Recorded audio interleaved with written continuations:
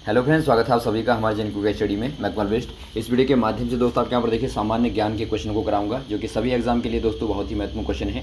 ये क्वेश्चन दोस्तों बार बार आते हैं आपके सभी एग्जामों में, तो आराम से आप देखेंगे इन क्वेश्चनों को। तो आइए शुरू करते हैं।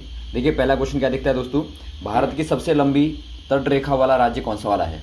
आपको बताना है दोस्तों भारत का सबसे लंबी तट रेखा वाला राज्य कौन सा वाला है, जहाँ पर सबसे ज़्यादा बॉर्डर पड़ती है दोस्तों। ये बंगाल होगा, गुजरात होगा, उत्तराखंड होगा या असम होगा। ये दोस्तों यहाँ पर हो जाएगा गुजरात। ऑप्शन नंबर बी वाला सही हो जाएगा दोस्तों, गुजरात। अगला क्वेश्चन यहाँ पर देखिए दोस्तों, प्रति 1000 पुरुषों पर महिलाओं की संख्या को क्या कहते हैं।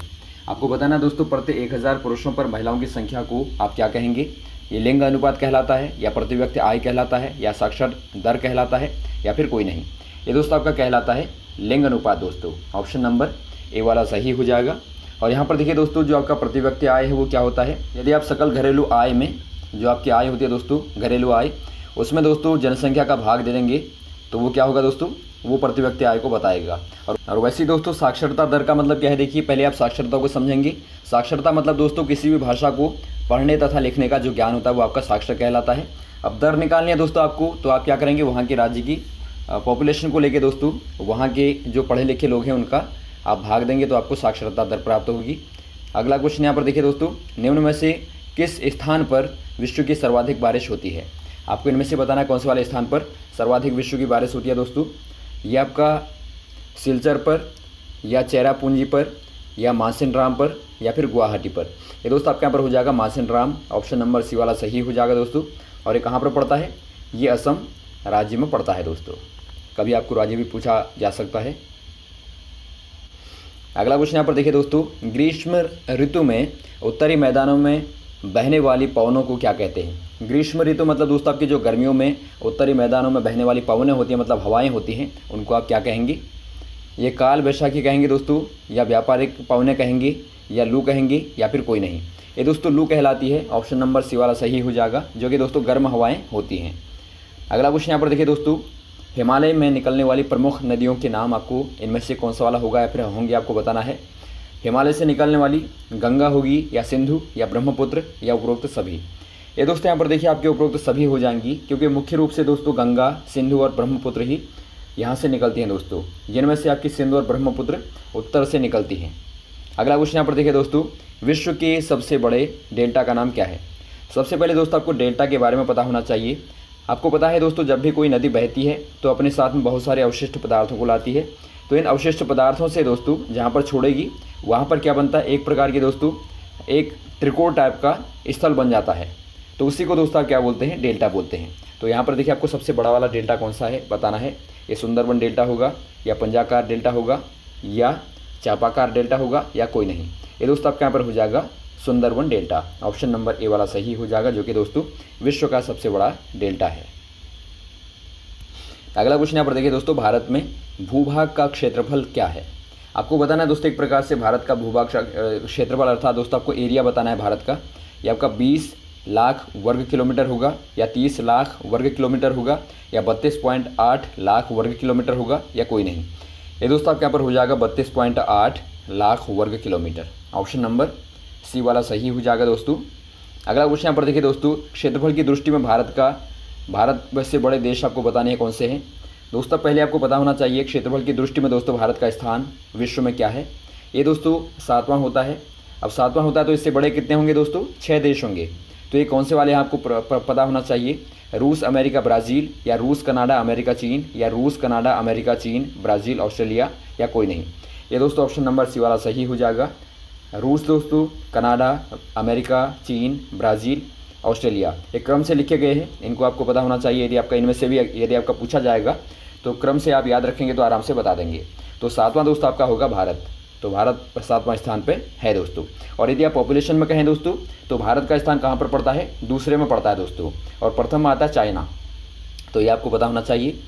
अगला क्वेश्चन यहाँ पर देखिए दोस्तों, भांकड़ा नागल बांध कौन सी नदी पर अर्थात झील पर दोस्तों बना हुआ है। दोस्तों आपको पता होगा झील कैसे बनती है दोस्तों, जब आप नदी के प्रवाह के पानी को रोक देते हैं तो वहाँ पर आपकी झील बनती है।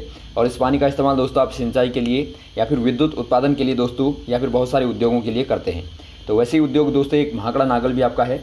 तो ये दोस्तों आप यहाँ पर देखिए कौन सी नदी पर बना है, आपको बताना है ये बांध। गुरु गोविंद सागर या चिल्का या वुलर या फिर कोई नहीं।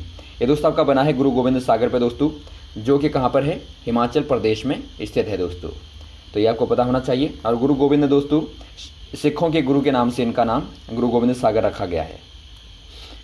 अगला क्वेश्चन यहाँ पर देखिए दोस्तों, भारत की सबसे लंबी नदी द्रोणी होती है। नदी द्रोणी का मतलब क्या होता है दोस्तों, देखिए कुछ नदियाँ सहायक नदियाँ भी होती हैं दोस्तों, जो आपकी एक प्रकार से आप कह सकते हैं नदी का एक तंत्र होता है दोस्तों, तो इसे आप नदी द्रोणी कहते हैं। तो सही मानों में यदि आपका क्वेश्चन पूछा जाए तो आपका नदी द्रोणी ही लिखा जाना चाहिए, लेकिन बहुत बार आपको दोस्तों केवल नदी लिख के भी आता है। तो भारत में सबसे लंबी नदी द्रोणी कौन सी आपको बताना है। नील नदी होगी, गंगा नदी होगी, ब्रह्मपुत्र होगी या सिंधु नदी होगी। ये दोस्तों आपके यहाँ पर हो जाएगी भारत में यदि बात करें तो गंगा नदी, ऑप्शन नंबर बी वाला सही हो जाएगा। और विश्व में दोस्तों नील नदी होती है, जो कि मिस्र से दोस्तों उद्गम आती है, तो इसे दोस्तों मिस्र का वरदान भी कहा जाता है। तो ऑप्शन नंबर यदि आपका विश्व का आएगा दोस्तों आप नील नदी में करेंगे, भारत का आएगा गंगा नदी में आप टिक करेंगे। अगला क्वेश्चन यहाँ पर देखिए दोस्तों, पृथ्वी का कितना प्रतिशत भाग जल से घिरा हुआ है। बहुत ही कॉमन क्वेश्चन और बार बार आता है दोस्तों। पृथ्वी का कितना प्रतिशत भाग दोस्तों जल के द्वारा घिरा हुआ है, आपको बताना है। 60% या 65% या 68% या फिर 71%। ये दोस्तों आपका 71% घिरा हुआ है, 71% दोस्तों। ऑप्शन नंबर आपका डी वाला सही हो जाएगा।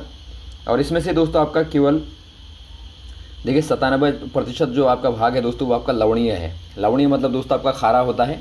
इसमें से केवल दोस्तों आपका 3% भाग ही पीने योग्य जल होता है। तो कभी क्वेश्चन आपको हो सकता है पूछा जाए, पेय योग्य जल आपका जो आपका होता है कितना होता है, तो 3% लगभग दोस्तों केवल होता है। अगला क्वेश्चन यहाँ पर देखिए दोस्तों, भारत में किस नदी को दुखों की नदी कहा जाता है। भारत में दोस्तों कौन सी वाली नदी को दुखों की नदी कहा जाता है, आपको बताना है। लूनी नदी को, झेलम नदी को या कोसी नदी को या फिर कोई नहीं। ये दोस्तों कोसी नदी को कहा जाता है, ऑप्शन नंबर सी वाला सही हो जाएगा। कोसी नदी को दोस्तों दुखों की नदी कहा जाता है। अगला क्वेश्चन यहाँ पर देखिए दोस्तों, श्रीनगर किस नदी के तट पर स्थित है। श्रीनगर दोस्तों बार बार देखिए क्वेश्चन जरूर आपका आता है दोस्तों, नदियों के तटों पर जो आपके मुख्य शहर बसे हुए हैं उनके आपके नाम पता होने चाहिए। तो श्रीनगर दोस्तों किस नदी के तट पर बसा हुआ आपको बताना है। झेलम या कोसी या मेघना या फिर कोई नहीं। ये दोस्तों झेलम नदी के तट पर बसा हुआ है, ऑप्शन नंबर ए वाला आपका सही हो जाएगा, झेलम। अगला क्वेश्चन यहाँ पर देखिए दोस्तों, बांग्लादेश में गंगा नदी को किस नाम से जाना जाता है। बांग्लादेश में दोस्तों आपको बताना है गंगा नदी का नाम क्या है, मेघना या जमुना या सावित्री या फिर कोई नहीं। ये दोस्तों जमुना है, ऑप्शन नंबर बी वाला सही हो जाएगा, जमुना नाम से जाना जाता है।